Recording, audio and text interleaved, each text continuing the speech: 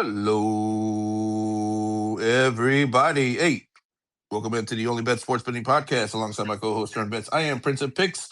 We have got an excellent show lined up for you guys today. Thanks for stopping in. Really appreciate your support here. We've got a lot of games here going on the pitch here. We got matches taking place all over the world. We've also got the NBA in action tonight, college basketball. Got the NHL over on the ice. And then, of course, we got the Super Bowl coming up this weekend. So, great time to be a sports investor. A great time to be a sports fan. Just a really enjoyable time of the year here, and hopefully we will enhance that enjoyment with some winning tickets for you guys today. So really excited to get into it. But before we get into it, we got to take care of some official business here. If you guys can, real quick, over on Apple Podcasts and on Spotify, give us a real quick rate, review, and subscribe. This does wonders for growing the show here, growing the channel, and growing the podcast. So you guys have been awesome with your support. The downloads have been incredible, way exceeding our wildest expectations. So you guys have been just amazing with your support. We greatly appreciate everything you guys have been doing for us. But we'll continue to try to give you guys winning picks every day. Again, the only thing we ask for you guys to do, real quick, give us a quick rate, review, and subscribe over on Apple Podcasts and on Spotify. With that being said, I can't think of a better way to start this show than to pass it over to my co-host, Mr. SternBets, Mr. Mosh. What up, dude? Hey, brother. Doing really well here. Thank God we had Drew with us yesterday because I went 0-2. I knew I shouldn't have played a full unit on that soccer play. Roma had a goal overturned from an offsides.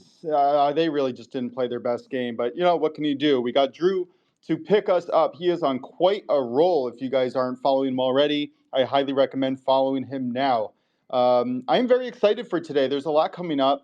A lot of good games. We're getting into the thick of it right before, I guess, we go into a little bit of a break with the Olympics coming up, which will allow us just to focus on basketball and maybe some Olympic props, question mark.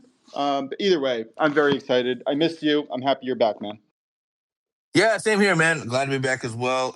Yeah, that was a tough break yesterday, a tough beat with Roma. I mean, it seemed like a lock of all teams to break the parlay there. Roma was the last one that I would have considered to be the one to let us down, but that's Serie A sometimes. You give and you take with that league. So weird things happen. Unfortunately, we didn't hit that one, but we do have some great plays for you guys today, and hopefully we will rebound from that. And of course, to your point. Good thing we got Drew with us. Drew picking us up on the regular here. Excellent plays last night. And let me pass it over to you, Drew. How you doing, man? What's going on? Doing good. That was one of those very good games by SFA. They had like a 12-point lead, and I knew it wasn't over because McNeese State is a very tough team. They're both very similar teams, and something I was very impressed about SFA, and I kind of talked to Stern about it to the side, is that a lot of teams, when they have a comeback against them, especially on their home court, it can put a lot of pressure on them. They can just fold, but they didn't fold. They were like, you know what, we're winning this game. We want to create a distance in this conference to make it a 2-game distance. So I love their fight at the end and love their pull away at the end. And overall, that was some great plus money win that I got. One of my buddies was able to get it at plus 160 before game time. So I'm glad they pulled it out. Yeah, same here. I Yeah, got that that was plus. quite nice. Sorry, one real quick. Yeah, I'll pass it over to you in just a sec, Stern. I got that plus 160 as well. Actually, by the time I got it, it was plus 2.5. So I did both. I put a half unit on the money line and on the spread, but it was actually up to plus 2.5. So yeah, great cash out there. Great play, Stern. What are your thoughts on that game, and what else do you have for us today? Oh, I really wanted to bring attention to the Texas Tech Kansas game because even if Drew didn't bet on it, he was sure rooting for one of those sides, and they came through. And I actually hit both 2 plays on that. I had the plus 6.5 that I used as with a boost, and I hit the under 155.5. I think I want to say. But that was an incredible game, and I'm really happy I was able to watch some of it. And then the other part was, Drew, can you speak out on what happened to your Sharks last night? Oh yeah, I mean, all I remember is what happened with KU. I'm just kidding. But something I will say about the KU, I was talking to Stern about this. Prince, I didn't know if you knew this, but like apparently right before tip off, Christian Anderson, Texas Tech's second best player, mysteriously got an illness like during warmups, and then he didn't play, and a lot of bettors were upset on that side. But you go who you go up to, and then. During the game, when Darren Peterson wasn't shooting well and he was at the free throw line, they were chanting a profanity at him, saying he's a you know what. But then he hit two clutch threes while others were clutching up, and that was a big road win for us. Regardless if they didn't have a second best player, I mean, we've been missing Darren Peterson for half, so you have to defend your home court, and that was a great win for Kansas. But what happened to my Sharks, man?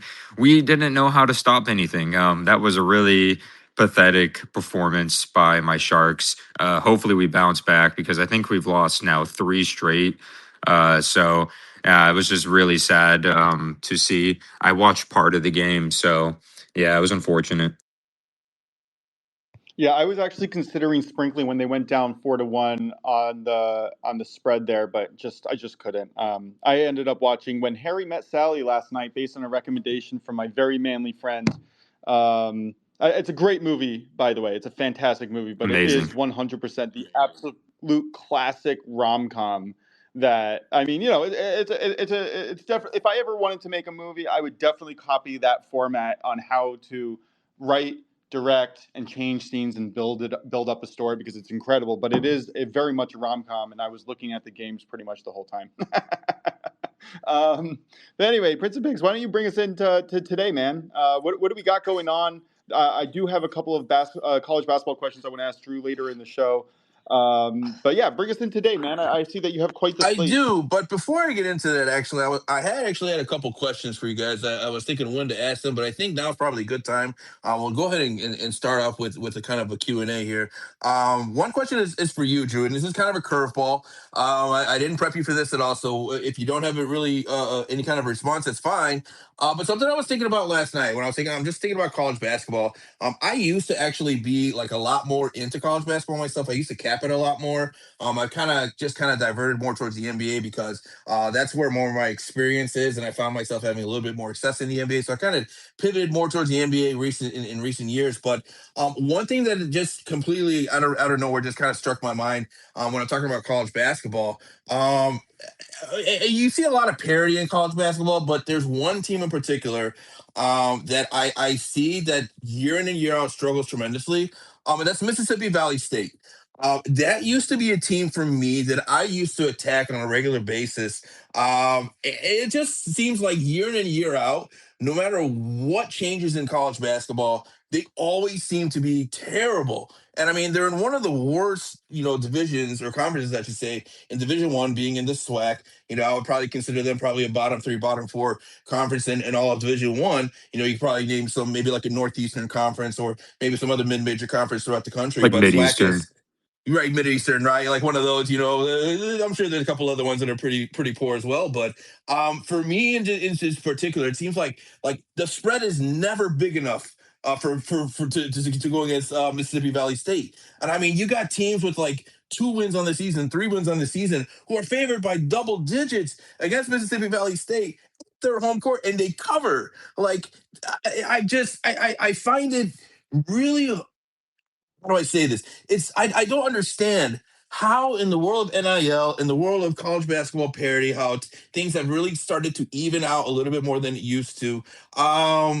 How is it that Mississippi Valley State is just so god awful bad year in and year out? Do you have any thoughts or opinions or angles or insight on that whatsoever? So it's one of those things where nothing, NIL is not going to fix it. Nothing's going to fix it. These teams at the bottom of like Ken Palm, because if you think about it, there's, I think, 300, and according to Ken Palm, there's about 350, I believe, 360 teams that are ranked, right? And like not ranked, but 360 teams that are on the Ken Palm sheet to register for Division One. And no matter what, you're going to have bottom feeders, no matter what. Like not all 360 teams can be good because that's impossible. At the case, everybody would have like close to 500 records in conference. There's always gonna be teams that step out. And then even with the transfer portal, no one's going on a transfer there. It's not necessarily the best college to go to in general, maybe for education wise too, because some people do go for education wise. And that's actually funny you mentioned that because one of my picks does involve a terrible team that we're going to see something, but I'll say that later. But This is something we're never going to see change for bottom feeders, in my personal opinion. When you look at like the Ken Palm stuff, because Mississippi Valley State, if you look at it, they're in the same like category as like Coppin State, Gardner Webb, Binghamton, SC State, which is the Mid Eastern. Mid Eastern is so bad to watch. Never watch the Mid Eastern ever in your life. But yeah, that's kind of my take on it, if that makes sense. I've made that mistake before. You're 100% right. Don't ever watch the Mid Eastern Conference game. Yeah, some of those games can be really rough to watch. I don't think there's one team in Yeah, the top 300. exactly. To your point, 100%. No, I just not to pick on Mississippi Valley State. I'm just using them as an example of a Oh team no, that they're the bottom of the yeah, bottom. Ken Palm to the actually bottom has of the him. bottom. Yeah, the Ken Palm has ranked 365th with a minus 33.14 net. The second closest is minus 31.26, and the closest to that is minus 27.31. So they're about a 6 net difference from 363rd. So Incredible, yeah. incredible. Yeah, no, they just can't make any type of progression whatsoever. I just find that really mind blowing. But okay, great insight. Thanks for that. And then Stern, I got a question for you. You might be more equipped to answer this than myself, but I think you're a little bit more in the tennis world than I am. But I haven't really got a chance to recap what we saw over the weekend here in the Australian Open. Of course, the finals match between Djokovic and Alcaraz. Looks like Djokovic, in the beginning there, maybe caught Alcaraz by surprise, winning that first set. But I think what ended up happening with Joker is exactly what he kind of insinuated in his post match press, or not press conference, but on the court interview after he took down Sinner. Which is that he was worried about running out of gas, and I think that's kind of what happened against Alcaraz. Now, of course, he did go out on a shield in the final set. He fought all the way till the end, and it looked like he kind of got a second win. But overall, great win for Alcaraz. But when I look at men's tennis in general, right, I think a lot of people were worried about, okay, where does tennis go after Nadal, Federer, and Djokovic? And right now, it seems to be in good hands with Alcaraz and Sinner. I don't really know if there's a third contender right now. I think there's probably a pretty considerable gap between those two and everyone else, right? You could throw maybe some well-known names, some household names in America, maybe like a Tommy Paul, or maybe some other guys out there who or even Zverev from if here and there he kind of has some good showings, but there's really nobody on the consistent level with those two. And then when you look at the women's side, people were worrying like, okay, where does tennis go after Serena Williams, right? The Williams sisters, but specifically Serena, she was so dominant for so many years. And now it seems like in women's tennis, you have a lot of parity.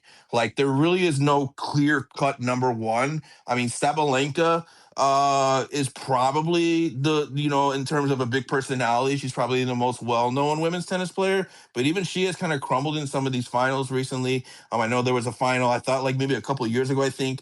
I want to say she lost to like an unranked player, or it was a big upset. I don't remember exactly what it was, but I remember she had lost another big match before.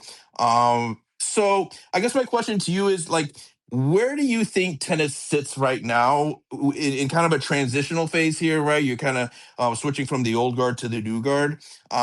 In both women's and men's, do you have like any kind of thoughts or anything on that?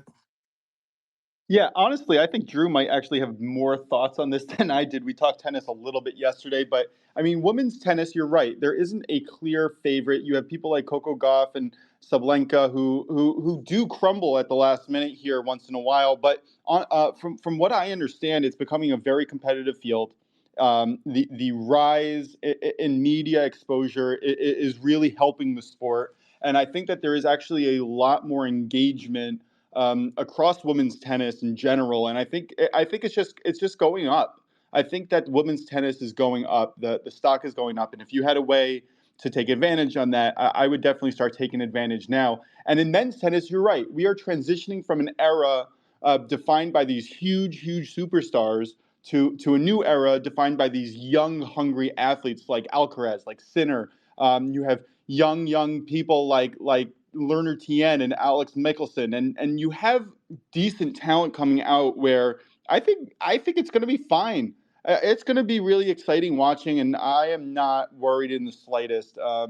Novak kind of joked that he was going to retire soon, and I don't know if his ego is going to be able to handle that. I mean, gosh, he's 38 and still playing a really, really tough, physically demanding game, and it's going to be interesting to see where it goes. But we're definitely going to be transitioning, at least in men's tennis, to the next era of superstars. And I'm interested to see who joins the Alcaraz Sinner kind of duo at this point, and who's going to be able to keep competing for the next 10 to 20 years. Yeah, You know. I think tennis is in a better place when you have more. You have a little bit more, like a third or a fourth. Even for a time, like Andy Murray was there, right? Like you could say there was a big four for one point, before Andy Murray started, dealing with his injuries. So yeah, I mean, we'll see if there ends up being a third contender. I think it would be good for tennis for a third one. I think three is just kind of a better number than two when you're talking about contenders and people that you want to follow tournament to tournament. Drew, did you have any thoughts on that at all? Yeah, I actually am a big fan of tennis. I love tennis. And to talk on the women's game first, I'll say there is like I'm a fan of Sabalenka, but I've seen too many times where the nerves, get ahead of her, and she does great all the way up to the slam, and stuff like that. It's just I watched some of that finals game, and I was impressed with how she bounced back to the first set, but I figured in the third set, Rybakina was going to end up winning. But there is no Venus anymore. There is no Serena. There is no Sharapova. And Sharapova, if it wasn't for Serena Williams, she would have 20 Grand Slam titles. Let's be honest, because I think she lost like 19 tournament wins and lost like eight times in the finals to Serena, which is no shame. So I think those are the three best women tennis players ever. I think Sharapova's gonna have credit because she played in the same era as Venus and Serena. But to go on to the men's though, we're kind of in an era where it's going to be Alcaraz Sinner, and personally, I think Alcaraz might get 30 Grand Slam titles. I just think he's better than Sinner. Sinner is a very good player, but I think Alcaraz gives me, and I'm going to say this right now, like the Joe Montana, Mahomes, Tom Brady vibes where, man, it's never over till it's over. I've seen Sheriff choke too many times. I can't trust that man. Like when I was watching that match when he was facing Sheriff, I was like, if he breaks Sheriff, like Sheriff is going to be demoralized and done, and he was, and then Alcaraz just demolished him. And then I watched watched the highlights to the final. I tried to stay up, but I couldn't to that. And I saw that he won the first set, and then Alcaraz went Super Saiyan. He was making some of the most insane volleys I've ever seen, and you could tell Djokovic could nothing but smile. Like this, Alcaraz is literally an athletic freak to where I don't understand how he's able to move the way he does. He was making like slide volleys and just like never falling and all that stuff. Yeah, I think that's great points. Especially with Alcaraz, right? He just, for me, he seems to just have that big personality that I think is going to be great for men's tennis. In terms of just carrying it on a public perception. Even just like without tennis fans, but just sports fans in general. He just seems to be kind of a guy that you can gravitate towards, and that was the big thing about Federer and realistic. Well, I would say more specifically Federer and Djokovic. Maybe not so much Nadal. I don't know if he really had a big personality, but Federer and Djokovic absolutely transcended tennis, and really became more mainstream in sports. And I think Alcaraz has way more of an opportunity to do that than Sinner. To your point there, he just does. He just has that gene, The that killer like instinct. the killer instinct. Exactly, he has a killer instinct that just no matter what, he's never out of it. And so I think that's going to do him really well going forward. He never I gets guess the what yips either. Yeah, And I'll and say about Fed. Fed is always going to be my go because he was my idol growing up. yeah. I mean, what can you say about him, right? But Super nice. and I don't want to turn this into a full blown tennis show, but while we're on the topic of tennis, one other question that I do have, what and maybe you can fill me in because again, I'm not a full disclosure, I'm not a tennis or aficionado here. I'm not in the weeds of tennis in this one, but whatever happened to Nick Kyrgios? Like he was like huge. He's a huge personality. I think he would have been big for tennis in terms of public perception, right? Like in terms of just getting the general average sports fan to watch tennis. I know he's had some issues off the court and injuries and stuff, but like what happened to him? He's had some really bad like I'm pretty sure he's had some really bad injuries. Like I think he's like got wrists and knee issues and they keep lingering. And with his wrist and like knee issues, they just like depleted him because he people forget about Nick Kyrgios. I'm pretty sure he beat one of the big three in their prime in the tournament. I forgot who it was. when he was like 19, right? If I'm wrong, when he started. But yeah, yeah, I think what demolished him is he had off the thing issues, like personal issues, but he also just had really bad like wrist and knee issues. I think he had like arthritis and stuff like that. But hey, something Nick Kyrgios did also, I don't know if you remember, I think he faced Sabalenka in a match and he won in like, I'm pretty sure in straight sets too.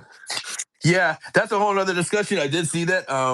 I mean, what can you say, right? That's kind of expected, but uh, By the way, he beat Nadal when he was 19 in the Yes, fourth so round. okay, that's what I was thinking of. Yeah, okay. I'm glad I remember that. Yeah, he did it in major, and that was like one of the biggest upsets. yeah, no, it's yeah. Like I said, he's one of the ones that I used to gravitate towards back when he was playing, and it was just sad to see that he kind of went He was away. supposed to be Um, Alcaraz. That's what I thought. He was supposed to be the next one. Like he was supposed to be the next up and coming phenom. He's supposed to take over tennis. He's supposed to be, all over the place, billboards and whatnot, and mainstream media. It's just unfortunately everything off the court, really injuries and personal So, issues, kind of derailed him. so I will say that I think all professional sports has this issue or had this issue at one point where you need personalities. You need personalities so that the public can gravitate towards them and grow your sport. Because honestly, building a good team, only one part is building the team. The other part of it is it's a business. You need to bring in money. How do you bring in money? You get the public to love your players. How do you do that? You bring big personalities in.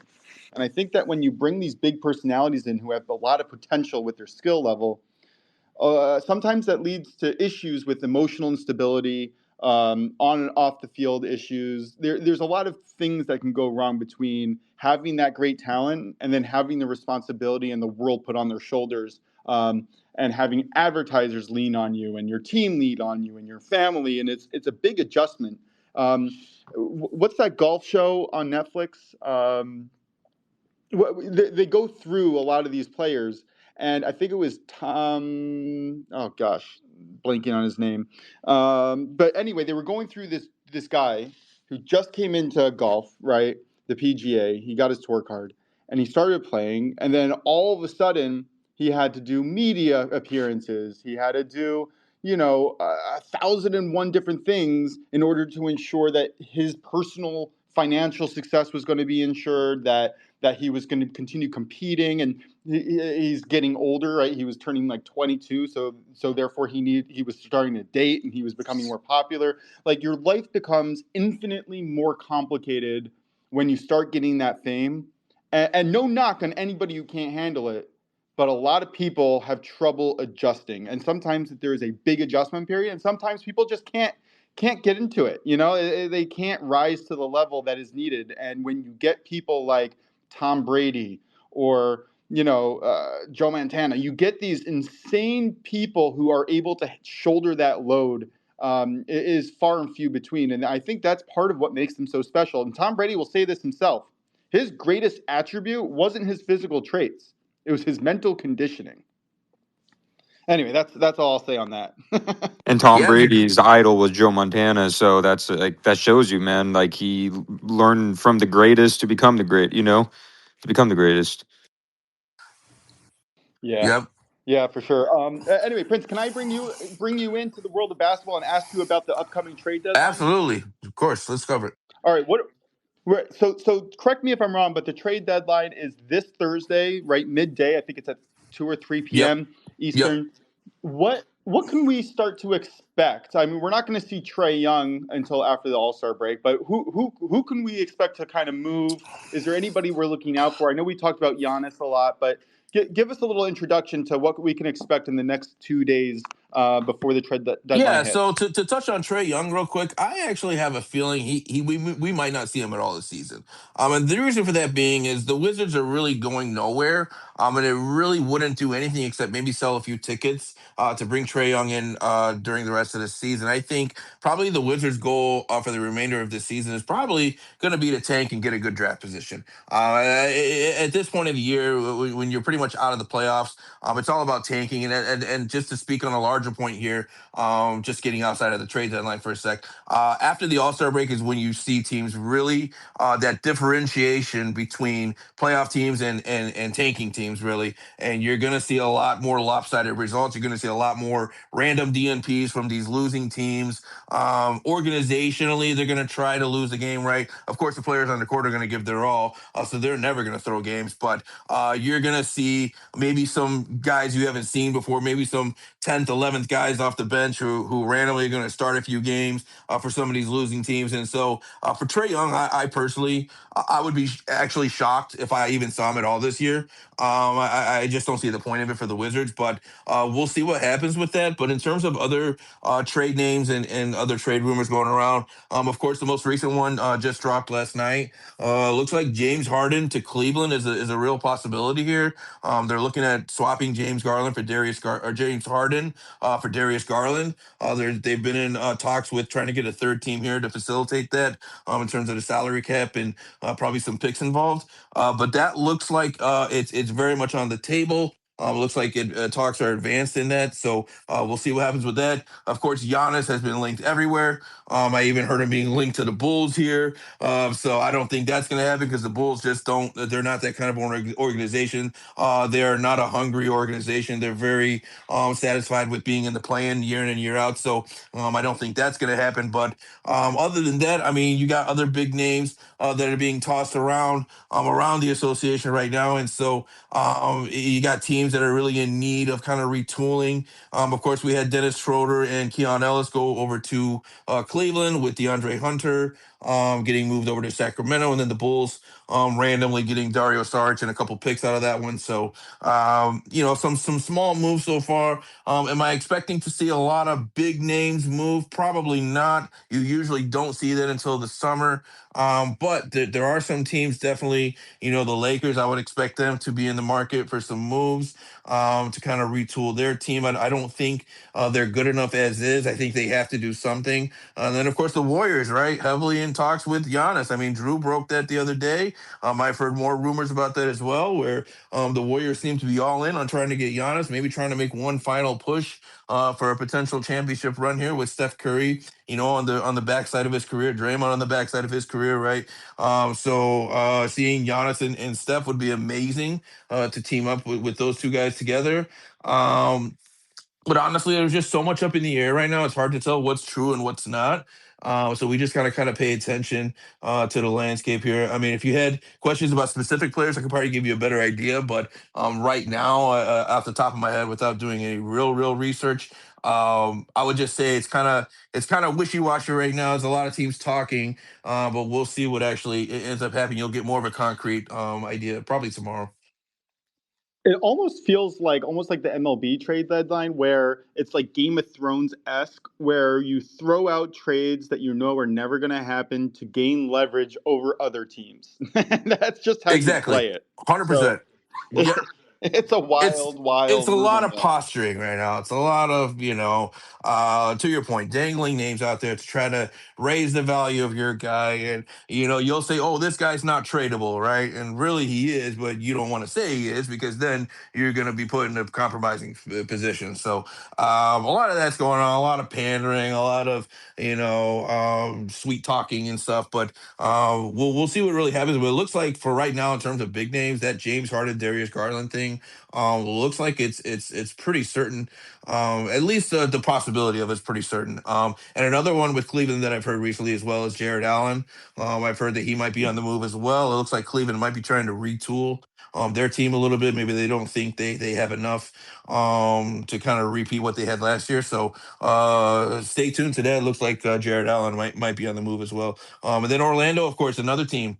Orlando struggling tremendously, well, far underperforming their expectations. I would expect maybe something to happen down there. Maybe a role player. I don't know if they're going to break up their nucleus, but you might see a couple role players go down there. They're in desperate need of some shooting, so we'll see if maybe they pick up one of these fringe guys. I've heard Jada McDaniels be in trade talks from Minnesota. He looks like he might be on his way out to a team that needs shooting help. So as of now, it's a lot of role players. We don't have a lot of big names that are like firmly on the trading block. But again, things change very quickly in these last couple days of trade deadline, and don't be surprised if you hear a name that you haven't heard at all just pop out of nowhere. Kind of like how we did last year with Luca. I don't think it's going to be that to that level, but you might hear some names here that really were off the radar, and all of a sudden they end up being on the trade block. Nice. Thank you so much for that breakdown. Definitely going to hear this back and listen to it slower a little bit later when I put out the podcast. But let's bring it into the NBA today. We're running out of time already. We already talked about Trae Young maybe not playing right now, but they're playing against the Knicks. It's the Knicks at the Wizards. Do the Wizards have a chance tonight? I do have a parlay piece with the Knicks in mind, but I wanted to bring it to you first. Could be this game, any game, but what's it looking like tonight on the slate? Yeah, I think we see a shootout tonight, and with the Knicks and the Wizards. I don't think the Wizards realistically have a chance. I think this is probably a smash spot for the Knicks. Last I checked, the spread was, I think was it almost double digits, or 7.5, 8.5, It's, something like that. I see 13 Yeah, and a half 13 and a here. half. My God. Yeah, I don't know if I'd feel comfortable laying 13 and a half with the Knicks, just because I know the Knicks have been a little bit better recently, but there just seems to be a Jekyll and Hyde team for me. But I I kind do of think like we the see a lot. Wizards to cover. Yeah, I kind of feel more towards the Wizards to cover if I were to force to take a spread on that one, but I really think we see a lot of points in this one. I think neither team. I think that the fact that there's both bigs. Look, Mitchell Robinson is going to be out, by the way, so that impacts a lot on the defensive side for the Knicks. And I just I think both big with Alex R and Cat going to kind of play more on the perimeter. I think it's going to open things up down low, and so I think with two. The Wizards, one of the faster playing teams in terms of possessions per game. They play a really fast pace. So I lean more towards actually my official play for that one is going to be in the over here. I think it's 227.5, if I'm not mistaken. Yeah. Yeah, Hmm. yeah. I went in a slightly different direction. I took the spread down from 12 and a half, 13 and a half when I got it to minus 5.5. I do think that they win it by multiple possessions. And I parlayed it with the Lakers minus 1.5, which I also wanted to hear your thoughts on, because I know that you're not necessarily such a fan of the Lakers, but I mean, it's against the Nets, right? And if the Nets aren't shooting good percentage from the three, I don't see them really having a shot here. And granted, I know that the Lakers aren't great at defending the three, but are you really counting on the Nets to really show up? No, I'm not. And if there were a few teams that I would strongly support the Lakers against, Brooklyn's one of those teams. Brooklyn, they're a team that punches above their weight, right? They fight hard, they play hard, they play with a lot of energy and effort, but they're just lacking in the talent department, and it's really been shown here recently. They've had some really bad losses, some really big discrepancies, Like some I like the blowouts. Lakers here a it's not lot. even double Yeah. digits. It's like by 40 or Yeah, 50 yeah, points. yeah. So I think this is probably a smash spot for the Lakers. I do think they probably win this one comfortably.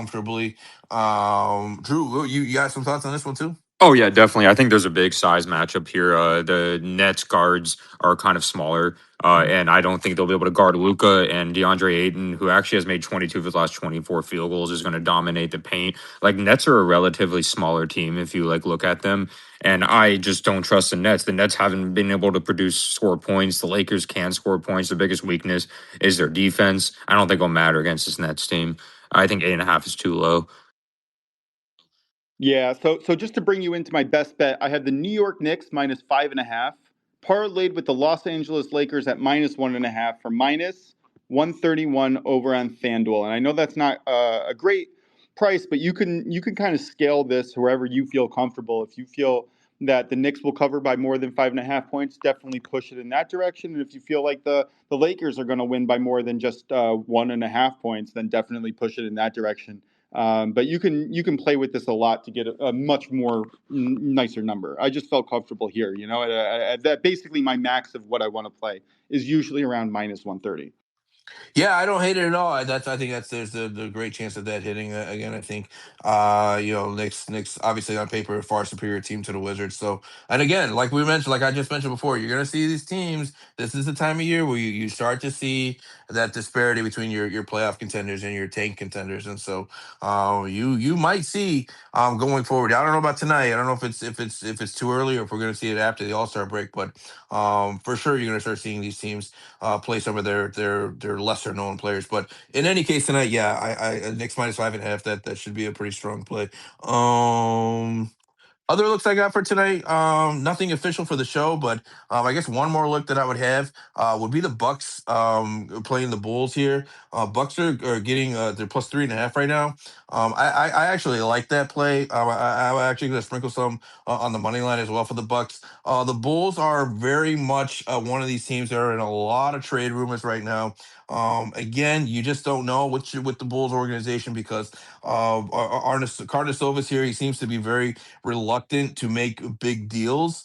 But I think time is running out on him and on this franchise and the way that things are going right now. So I do expect probably some players probably to sit tonight that are going to be in these trade rumors. You might see a depleted Bulls team take the floor tonight. But in any case, Milwaukee has been pretty dominant against the Bulls recently. So I think this is a good spot to catch the books kind of slipping here a little bit and get the Bucks on some plus money and get them to cover the spread as well. That's something that I'm very much looking at.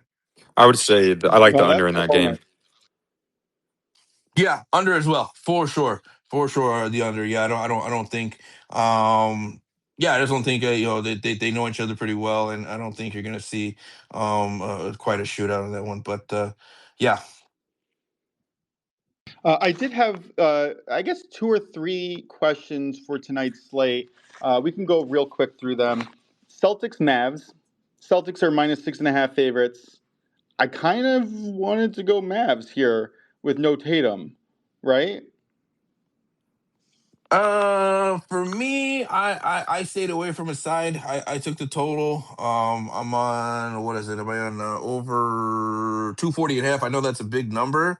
I'm sorry, I'm not. That's a different game. Sorry, I looked at the wrong thing. I'm on the Celtics here, to cover 6.5 point spread. I know with no Tatum, but they've been without Tatum all year, so for me, that's not really making an impact. But I just don't really rate Dallas. I know Cooper Flag's been playing out of his mind recently. Has had some great games and seems to be coming into form. But for me, it's more of a fade on Dallas, I guess, than a backing on Boston. But Boston, when they get hot, they get hot, and so that's the thing with the Celtics. I think if they catch fire, I don't think Dallas is going to be able to keep up with them. Personally, my opinion. I personally like Dallas to cover. One of the main reasons is they've been pretty good at defending their home court. And the Celtics, for some reason, recently when they play on the road, they've played teams very close. Like I'll see, like for example, like a great example is the last game the Celtics have played on the road was like at the Bills.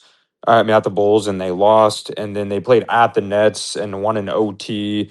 They played at the Pistons, lost by one. It's just one of those things where the Celtics just they lollygag a lot on the road. Yeah, and honestly, the Dallas has lost the last four in a row, but against decent teams, spread I believe in those four losses, and I kind of like them. Personally, I'm staying away. I just want to hear your guys' thoughts. The next game that I really kind of wanted to ask you about was I kind of feel like the 76ers at the Warriors. This is a letdown spot for the 76ers after demolishing last night, which I definitely didn't expect them to, but they're traveling after late night game. Do they have a chance here? No, They're favored by 3 or 4 points.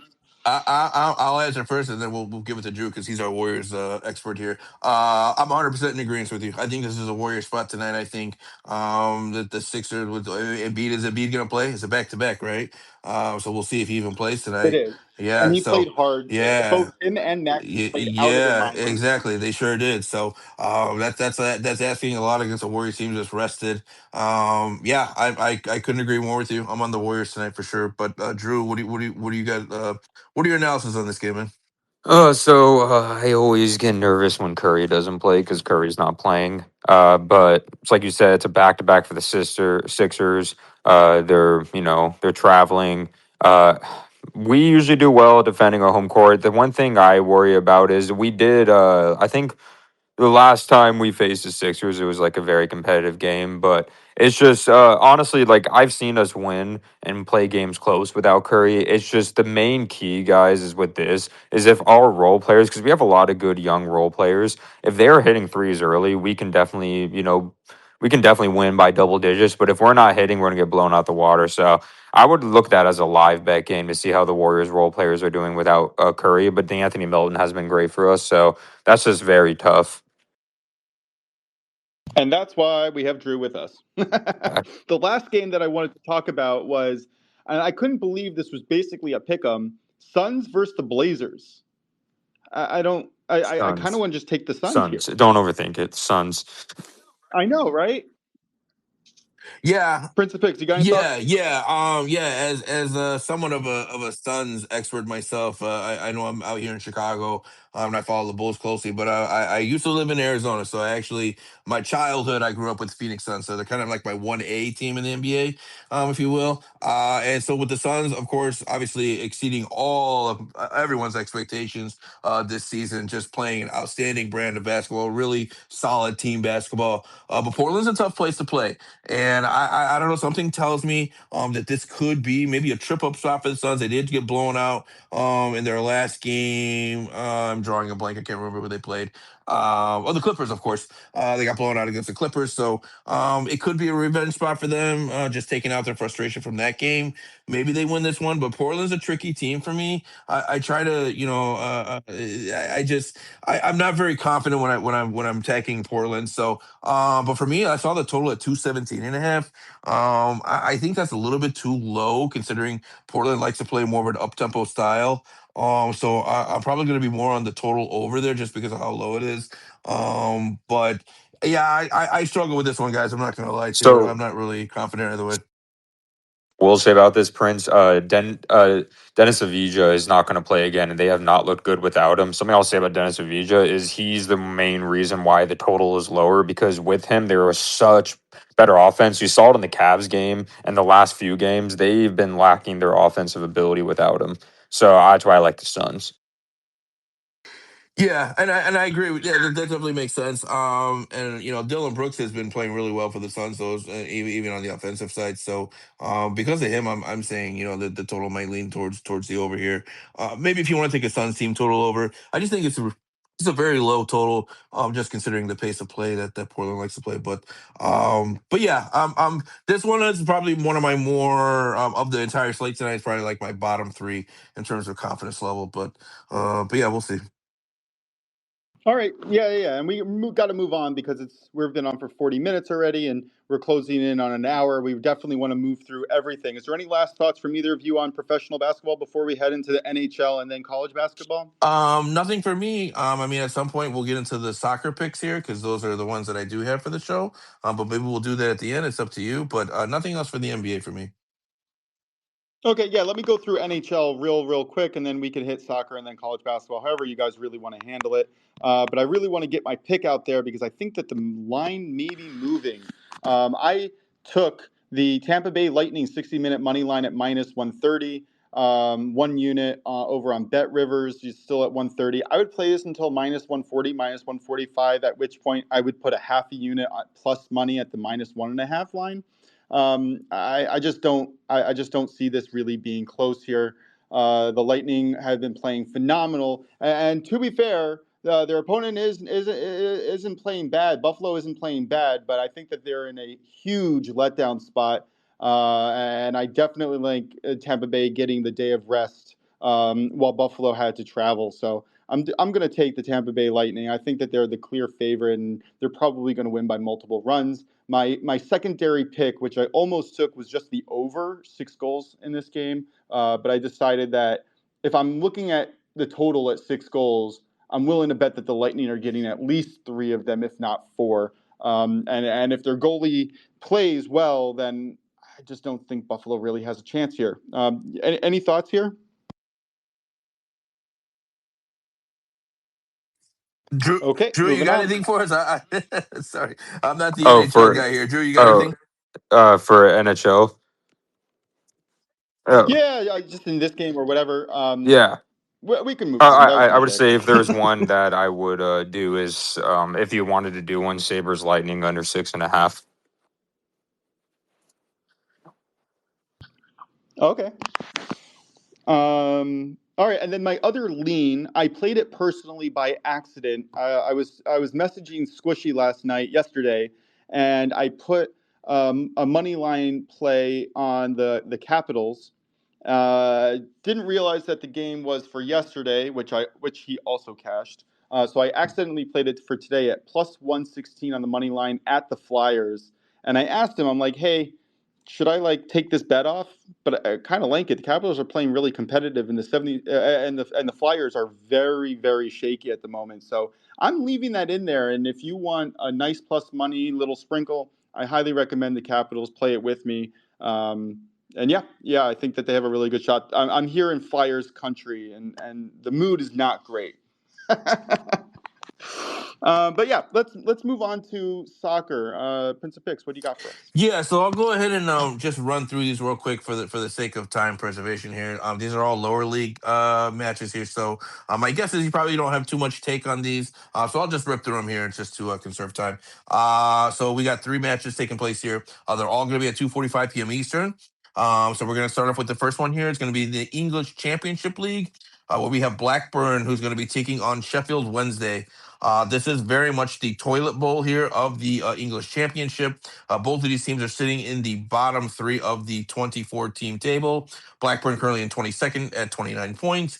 Meanwhile, Sheffield Wednesday coming to this one in 24th place, winless in 28 of their last 29 league matches. So this is a Sheffield Wednesday team that is really struggling this season. Sad to see it. This is one of the more storied clubs in all of English football. They have a really deeply rooted fan base, very rich in tradition and history. So you hate to see a team like this, a club like this, go through hard times the way that they are going. But they're suffering some sanctions right now financially, and so this team is just really going through it right now. When we're looking at Sheffield, they are scoreless in 7 straight. So just a really bad team. However, the law of averages says that they can't lose every game, right? At some point, there's got to be a game, a winnable game where they can at least get a result. I think this is that game because when we're looking at Blackburn, they're in equally bad form. They are not a good team. Blackburn have scored just 2 goals in their last 5 matches. They are coming off of a 0-0 draw head to head against each other just last month.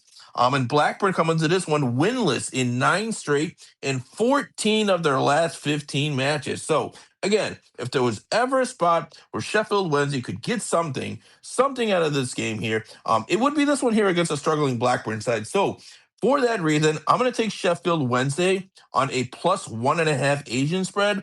We're going to get that at minus 130. I can't see Blackburn being 2 goals better than this Sheffield team, given the form that Blackburn's in right now. This one does stink. It smells. You got to plug your nose and just dive into the sewage in this one. But I think we're going to come out on the right side in this one. I think there's a very good opportunity for us to come out with a winning ticket in that one. Next up, we're going to go to the England National League, where we have a matchup between Altrincham taking on Morecambe. We're looking at Morecambe here. They are the second worst defensive team in the English National League. They have allowed a whopping 60 goals in just 28 matches. So that's a little bit over 2 goals per match. Meanwhile, when we're looking at Altrincham, they are also a pretty bad defensive team, bottom 10 in the league. They've allowed 46 goals so far in the season. So these are two teams that are conceding goals on a regular basis. But not to mention, you have a Morecambe side here that really need to push for the win to get out of the relegation zone. We're starting to wind down to the final stretch of games here in the England National League. We have a couple months left. And so teams are going to start being in desperation mode to either get into promotion spots or out of relegation spots. And so Morecambe very much in a relegation spot right now. Given their defensive deficiencies, given Altrincham's defensive deficiencies here, and given the necessity really for both teams to go for a win, I think we see a ton of goals in this one. I'm going to take the over 3 goals on an Asian total. You're going to get that at plus 120. And then finally for me, one more match. We're going to go to the England National League North. This is not the England National League. This is the England National League North. So this is a division below the National League. This one you can find on Bet365. You have to search other books to see if it's available in your state. But we're looking at a matchup between AFC Filed taking on Peterborough Sports. We're looking at AFC here, top three in the league in scoring. They're averaging over 2 goals per game. They are also averaging a game total over 3 in their matches. Meanwhile, Peterborough on the other side, they come in bottom 2 defensively. They've allowed 51 goals in the season, nearly 2 goals per game. But they are also averaging, their game totals are hitting over 3 on average. We did see this head-to-head just last month. It ended in a 5-0 win for AFC Filed. So again, I think this is another game where we see a lot of goals. Both teams are trending scoring. Both teams are trending conceding. I like a shootout in this one. Most of these AFC Filed games are shootouts. So we're going to continue attacking AFC Filed. We're going to take the game total over 3 goals in this one. That one is going to be at minus 117. Awesome. I'm very much looking forward to watching all those games, or as many as I can on one screen, while I'm at work. And Yeah, what's not to love but to root for you're gonna. goals? So I can tell you guys now, just on that topic, where you can watch these games. So the Blackburn Sheffield game is going to be on Paramount Plus. The England National League game between Altrincham and Morecambe, that one's going to be on the Zone. And to find the AFC File game and Peterborough game, you either have to live in England or have a VPN or find some kind of ulterior website to watch that one. That one's going to be tough to watch in the States, but I'm sure you can probably find it somewhere. And by the way, can we find all these bets on DK or Yeah. Bet365? So again, you can find the first two, the England National League. So it all depends on your state, right? So I found by talking to other people in different states that actually some of these leagues are available on DK in certain states, and some are not available. So it very much depends on your state. But here in the Chicago area in Illinois, of course, you can find the England Championship and the England National League. England Championship, it should be pretty standard on DK. The National League I found has been hit or miss. So it's available here on DK. But the England National League North, for me, the only place I found that so far is on Bet365. Of course, if you're doing offshore books or anything like that, you can probably find it there as well.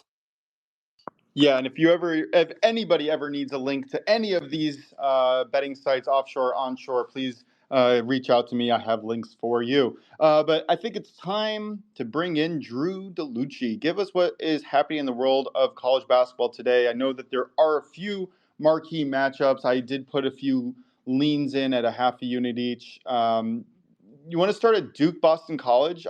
Duke is my long shot. I keep saying long shot. It's not long shot. It's future to win the tournament. They're doing solid, but they're playing Boston College, and honestly, my model kind of links Boston College to give them a run for their money today. Yeah, so I actually surprisingly I have 3 bets today. One is a double up, and when I was running my model, because I like to factor in below suppression and stuff, I'm sorry, but 26.5 points is a lot for any two. I'm not gonna say Division 1 teams because there's a lot of Division 1 teams, but any two Power 4 or 5 conferences today because Pac-12 is gone. But let's be honest, the Big East is a power conference, Mountain West is a power conference technically still. So I think that's way too much, especially for a Boston College team that likes to muddy things up. They play, so if you look at Duke plays at a very slow pace too, and Boston College plays at, I think, the slowest pace in the conference. And if you look at their past results, right, I think they have one 20+ point loss in conference, and that is to Clemson. Like, I know they were home, but Boston College gave Virginia a run for the money. They're a similar team, in my opinion, to Georgia Tech. They play really good defense. Offense isn't great, but they'll slow you down. And, muddy up is kind of a term for college basketball used to where they make the game ugly and frustrating. We saw Georgia Tech go to Duke, and Duke got up, but then Georgia Tech started to muddy the game up, and they only lost by 6 points. And Duke does better against these fast-paced teams. I know people say, oh, but Duke beat Louisville by 30. Well, the reason why is if you have a fast-paced team like Louisville and they're missing a lot of shots, right, that means that Duke has more chance to blow them out because they play fast. So 26.5 is way too many points for two teams, especially when the total is like 130 something for two teams that aren't even, but they're both Power 4 conference. I think I can see Duke winning by 10 to 20, but 26.5 is too much. That's one of my bets. Yeah, I 100% agree. And I also had this note on this game that if you we're concerned about the full game, you could kind of shorten that to a halftime spread, because that's not too bad either. You can get that at double digits still. That's a good Ben, point. bring us. Yeah. Um, is there any other game you're interested in me to talk about before I go to my other two picks? I didn't know. Yeah, no, go through your picks and I'll give you my Okay. lean after. So my other one pick is it's a double up to halftime full time. We've done well on those. So my first part of the halftime full time, and this is a good on Fanatics. It's plus 112 right now. Double up, but we have St. Louis at Davidson. If you guys haven't seen St. Louis play, they're one of the most fun teams to watch. They can shoot the three. They play great defense. They've just been demolishing opponents. Like they've had a couple close games in conference, but the issue I have with this is I love their halftime full time from minus 170, minus 175 for the first part. SLU is 9-0 in half times in conference, whether road and away so far. And Davidson, they have been kind of disappointing this year. They've had some pretty good wins, but they play at a very slow pace while St. Louis plays at a very high pace. And I just think that if Davidson at a slow pace is not able to consistently hit shots, they're going to get blown out the water by St. Louis. I saw St. Louis go to Dayton, which was supposed to be honestly a competitive game, and they just smoked them at their home. And Dayton's a much better team than Davidson. I don't think this is where the conference loss run ends. I would say that would be closer because I like to look ahead. That they'd probably lose at VCU. So this is not where I'm gonna. I don't ever like fading teams because I think like their undefeated conference thing is gonna end. So I like them for that. And then the second one, we have Wyoming at San Diego State. San Diego State halftime full times minus 285. You combine that with St. Louis plus 112. San Diego State went to Wyoming and they demolished them, which is a very hard place to play because it's 7,200 of elevation at Wyoming. And that was wire to wire. They won like, I think it was like 75 to 57. And San Diego State's coming off a really bad blown lead loss they covered at Utah State, and they're going to be hungry. They're just a much better team than Wyoming. They're 9-2 in leading first halves in conference play so far. Wyoming has no offense. San Diego State has great defense, and we're going to see the same kind of, I think, result as the first game when they went to their home.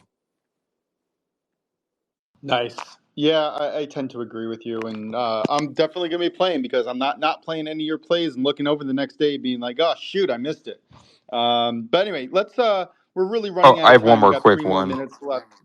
Oh yeah, Yeah, hit us. yeah. Sorry. One more quick one. This is a big spread that I'm willing to take, guys. I'm gonna be honest, guys. Take GCU minus 25, minus 25 and a half. Air Force. Air Force is probably the worst offense I've ever seen in my lifetime. If you just look at their metrics, they're absolutely terrible. They've lost to UNLV by 20 on the road, lost to Boise State by 42 on the road. Like Air Force is the ugliest team you will see. They're ranked 345th on Ken Palm for a reason. I think their rating in conference is like an 82 offensively. I'm gonna be honest. GCU is gonna win by 40 points, guys. I know this is scary, but like the gap between GCU and Air Force is way greater than the gap between Boston College and Duke. So I'm just gonna say that. Awesome. Yeah, that's it's always kind of fun. It's never fun playing those games, but when you bet on a huge favorite and then it comes through, you're like, yeah. I was like, I'm not overthinking this There's one. Air very Force few is plays here. terrible. Like they're so bad. Yeah. Real quick, just want to hear your thoughts on Tennessee versus Ole Miss here. I do have the lean to the over, but uh, just bad defense. Any thoughts? Yeah, so Ole Miss is one of those very weird teams. Well, I'll see them, go at Georgia and then they'll win. But we found out that Georgia might eventually, like, they might actually be frauds. Tennessee, the thing that scares me about Tennessee is a streaky team. They'll score a lot of points or they'll stall, right? And then they'll let teams come back. Like I've saw like Ole Miss tends to play competitive. That's something I will give Ole Miss. I think in conference, Ole Miss hasn't lost. They lost by double digits once, and that's to Oklahoma. They actually fought against Vanderbilt. They were down big against Vanderbilt, and they fought. So I would not touch the spread there. The over I did not see. It's 140. Honestly, I kind of like that over. Yeah, I wouldn't touch the Yeah, spread I though. got the over 139.5 at minus 105, and I thought that was a pretty solid look. Yeah, I hate take Tennessee spreads. Especially when my model has it like as a 6 point. advantage. Anyway, all right, we are at time here. Let's just recap our best bets. Drew, lead us off, and then I'll go, and then we'll end it with Prince of Picks. Yeah, for sure. Boston College plus 26.5 for minus 110. Air Force, Air Force versus GCU. GCU minus 25 or minus 25.5 for minus 110. And then double up of St. Louis halftime full time for minus 175 paired with San Diego State halftime full time minus 285, which equals plus 112. Excellent, excellent. I have in the NBA, I took the New York Knicks minus 5.5, parlayed with the Los Angeles Lakers minus 1.5, minus 131 is the juice over on FanDuel. And then on the ice, I have Tampa Bay Lightning 60-minute money line at minus 130. And again, if that price is gone, if it's gone past minus 145, just take the spread at minus 1.5 at plus money. Prince of Picks. Yep. Close us Awesome. out. Yep. All right. So for me, we're going to the England Championship where we got Blackburn and Sheffield Wednesday. I'm on Sheffield Wednesday here on a plus 1.5 Asian spread. We're going to take that at minus 130. We're going to go to the England National League where we got Altrincham taking on Morecambe. We're looking at over 3 goals in this one at plus 120. And then finally, we're going to go to the England National League North. Where we have AFC File taking on Peterborough Sports. Again, I like a lot of goals in this one. Over 3 goals here. That one is going to be at minus 117. Before we get out of here, Drew, any final thoughts for the listeners here? It's Super Tuesday, so enjoy college basketball. Awesome. And then, Stern, you got anything for the listeners before we head out of here? No, just we have 700 listens in our first 2 and a little bit of doing this podcast, and I really appreciate everyone who's listening. And we've gotten an incredible amount of likes and comments, and it's really touching to hear that something that we're doing. We're just bros, right? We're not. I mean, yes, we're all doing this semi-professionally, but I can't speak for you. I'm doing it semi-professionally. Prince Picks might be doing it very professionally, but it's really touching to see how much reaction and love that we've gotten over this. And it's really just our 3rd week. So I'm looking forward to seeing this continue. Nah, man, it's been great. The support has been overwhelming. So, again, we really appreciate everything you guys have been doing. We're going to try to continue to give you guys winning tickets on a show-by-show basis. So, with that being said, there's no better way to close out this show than to close it out. So, for my co-host SternBets, for the great Drew DeLucci, our college basketball expert, I am Prince of Picks. Hey, before we get out of here, real quick, give us a quick rate, review, and subscribe over on Apple Podcasts and on Spotify. If you're listening to us live on Spaces, you can find our podcast by searching OnlyBets in the search bar of Spotify or Apple Podcasts. Rate, review, subscribe. We'd be gratefully appreciative of that. And until next time, for SternBets, Drew DeLucci, I am Prince of Picks. We will see y'all soon. Deuces.